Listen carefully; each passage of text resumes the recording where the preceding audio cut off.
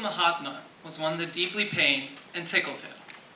Nonetheless, the newly formed independent nation of India pinned Mohandas Karamchand Gandhi with this title because of his outstanding achievements as a political and social leader across the British Empire.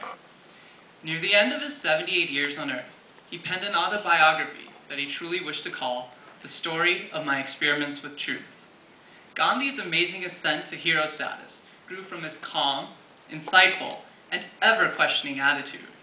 His ability to bring all parties to one bargaining table, to listen to all points of view, and to take interest in various cultures made him well respected by leaders of all communities.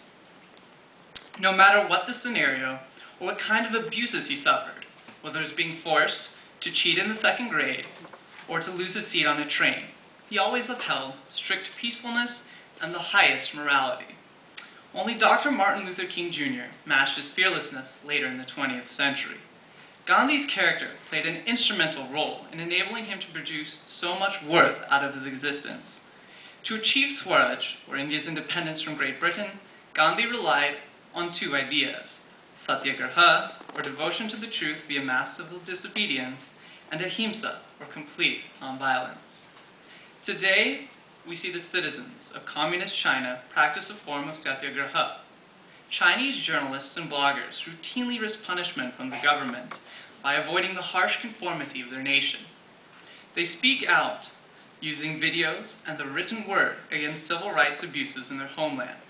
As of last year, more than 50 of them had been imprisoned for simply declaring their remonstrances against government. They wished to decry the injustices of their nation and avoid censorship. The bloggers calculated the value of a free society, hedged against their own lives, and then ultimately decided to demand the ability to express their opinions freely. They do not resort to any violent means. They use the pen to hold their ground, proving much like English revolutionary satirists and American populist muckrakers that the pen is mightier than the sword. Rather than accepting the strict Chinese rule of President Hu Jintao and his goal of a harmonious society, little by little, the bloggers peacefully bend the rules to see how far they can go while fighting censorship orders.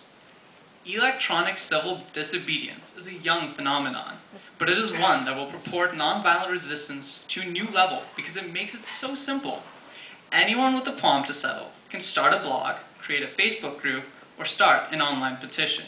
Within moments, such pages can go viral. Thousands can sign a petition to send via email to a legislature, or a protest can be organized.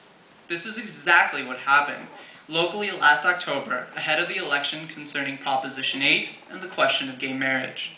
Historically, such a practice of ahimsa can be seen in the boycotts of British products espoused prior to the American Revolution.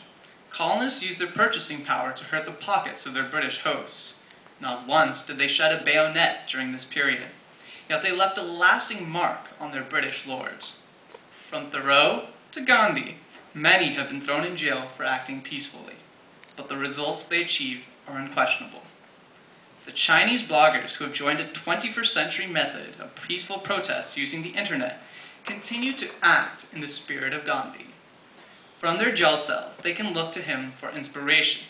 In fact, Gandhi's final contribution, The Story of My Experiments with Truth, was written during a jail stay.